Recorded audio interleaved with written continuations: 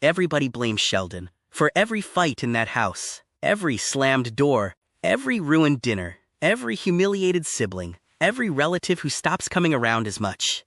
Sheldon Cooper gets blamed for almost everything wrong in that family, and the show trains you to go along with it, because he's the one who says the outrageous thing out loud. Here's what nobody wants to actually sit with. Sheldon didn't build that house. Mary did. And by the end of this video, you're gonna see that the person actually responsible for how broken that family became isn't the 9-year-old who doesn't understand social cues. It's his mother. There's one specific moment, one choice Mary makes, that changes everything about how you should read her for the rest of the series. It's not the big dramatic scene you're expecting. It's smaller than that, and worse. We'll get there. Grab a seat at Cooper's house. Let's start with the case everyone already has memorized. Mary is deeply religious, in a house full of people who don't share that with her. She uses faith as a weapon more often than she uses it as comfort. She controls Missy with guilt. She humiliates George in front of the kids over things that are actually between the two of them. She's cold to Georgie in ways that would be genuinely upsetting if the show didn't dress them up as sitcom banter. And Sheldon gets the version of Mary that looks, on the surface, like devotion. She defends him constantly. She fights the school for him.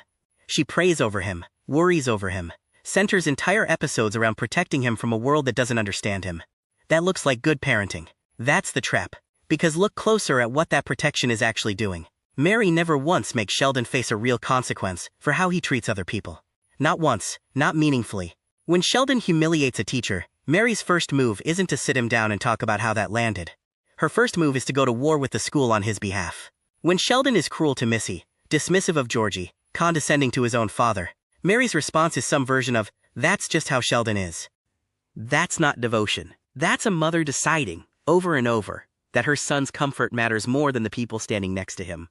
And here's the part that should genuinely unsettle you. Sheldon doesn't know any better. He's a child with a brain that processes the world differently, and nobody's properly teaching him where the line is, because the one adult positioned to teach him keeps choosing to defend the behavior instead of correct it. So when Sheldon grows up into a man who steamrolls every relationship he's ever in, who can't apologize, who genuinely doesn't understand why people leave him, that's not a mystery. That's the direct, predictable result of a childhood where his mother decided defending him was easier than raising him.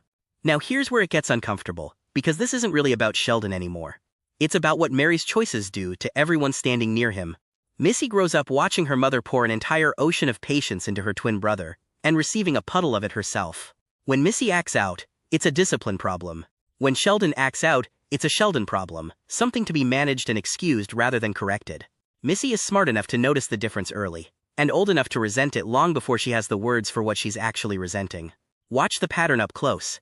Missy says something sharp at the dinner table, and Mary's response is immediate. A correction, a look, sometimes a punishment. Sheldon says something twice as cutting 30 seconds later, and Mary either doesn't react at all, or turns it into a joke about how he just doesn't understand social nuance.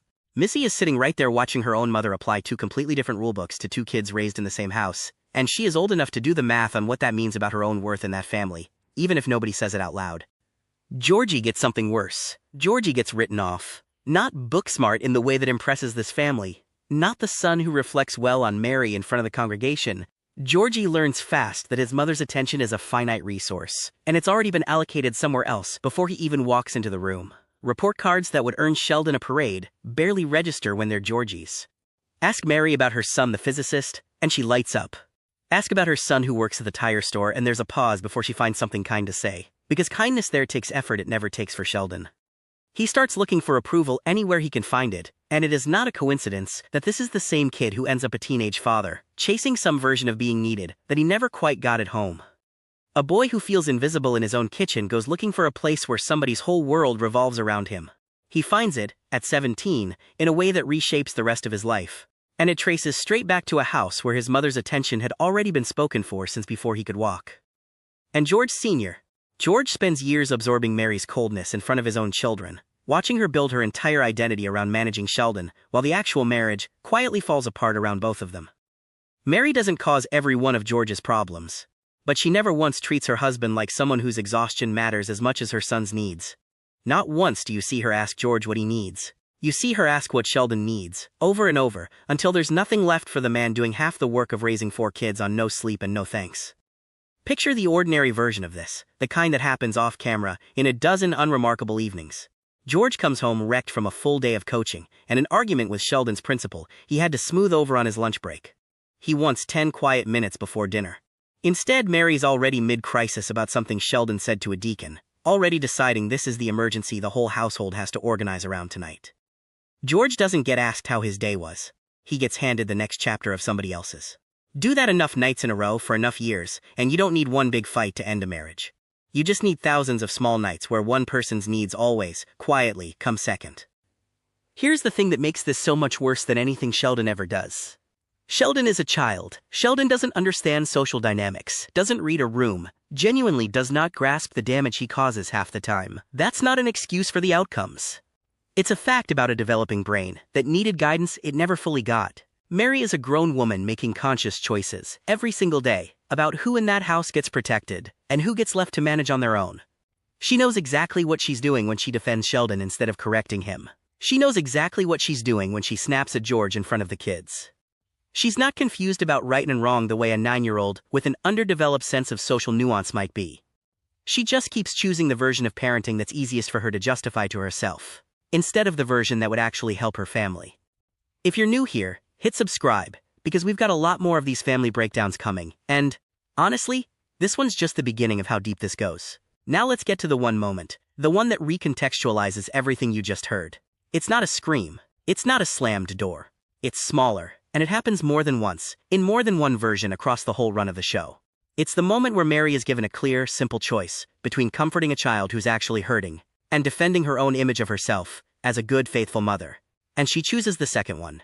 Watch what she does when Georgie needs her, really needs her, not to lecture him about choices, but to just sit with him in something hard. Picture it plainly. Her teenage son comes to her scared, in over his head, needing one thing above everything else, to hear that he's not alone in it. And what he gets instead is a verse, a reminder about consequences. A conversation steered, within minutes, back toward what this says about the family standing, rather than what it actually feels like to be 17 and terrified. She reaches for scripture, instead of comfort. She reaches for control, instead of presence. It's not that she doesn't love him. It's that loving him honestly would require admitting that something in her parenting isn't working. And Mary would rather manage the appearance of a good Christian household than actually look at the cracks running through the real one. Compare that to how she handles Sheldon in his own hardest moments. When Sheldon is struggling, humiliated, out of his depth, Mary drops everything. She sits with him for hours, if that's what it takes. She doesn't reach for scripture first, she reaches for him. The difference isn't subtle once you see it. One child gets his mother's full presence in his worst moments. The other gets a lesson about consequences and a reminder to pray about it. Same house, same woman. Two entirely different definitions of what her children deserve when they're falling apart. That's the thing nobody forgives her for, even if nobody in the family ever says it out loud. Not the favoritism toward Sheldon. Not the coldness toward George. The refusal to ever once look directly at what her choices were costing the people she claimed to love most. Because looking at it honestly would mean she'd have to change. And Mary would rather keep the story she tells herself about who she is, than actually become a better mother to any of them. And here's the twist that should make you rethink the entire framing of this show. Sheldon becomes cold, difficult, unable to connect. Everyone treats that as a tragedy that happened to him. Mary becomes cold, controlling, unable to actually see her own children clearly. Nobody treats that as a tragedy at all. They just call it being a strict, faithful mother, and move on. Same pattern, same emotional unavailability, same inability to actually meet the people in front of you where they are, instead of where it's convenient for you to put them. One of them gets diagnosed, decades later, with a name for why he struggles to connect. The other gets excused, forever, because she has scripture to hide behind, and nobody in that house was ever going to be the one to call it what it actually was. So next time this show frames Sheldon as the difficult one, the one everybody has to work around, ask yourself who actually built the house he grew up difficult in. Ask who had the power to teach him something different, and chose comfort instead. Ask who spent decades mistaking control for love, and never once had to sit with the consequences the way her own children did. Sheldon Cooper became who he became, because nobody stopped him early enough to teach him a better way. Mary Cooper became who she became by choice, over and over, every single day, and never once had to answer for it. That's the actual story sitting underneath this whole family. Not a difficult son and a patient mother. A mother who built the very dynamic everyone blames her son for, and walked away from every single consequence of it, while he's the one who has to spend the rest of his life explaining why he can't quite connect to anyone. And think about how differently the show lets each of them be remembered for it. Sheldon gets a whole spin-off built around watching him slowly, painfully learn how to be a decent person to the people around him. He gets grace. He gets growth. He gets an audience rooting for him to figure it out, one awkward step at a time. Mary gets none of that scrutiny, because the show, and most of the fans watching it, decided early on that a mother quoting scripture at the dinner table is automatically the stable one, automatically the moral center, automatically the person who was right all along. Nobody ever makes Mary sit through the version of accountability Sheldon gets put through, again and again, in front of an audience. Nobody frames a whole season around Mary learning to actually see her other children. She gets to be static. She gets to be right. And that, more than anything else in this family, is the actual injustice sitting quietly under this whole story. The one who caused the damage never has to change. The one who absorbed it his whole childhood is the one everyone expects to grow up and fix it himself. Tell me honestly in the comments, do you think Mary was actually the worst parent in that house? Or am I being too hard on her? I read every single one. Stay here at Cooper's house. I'll see you in the next one.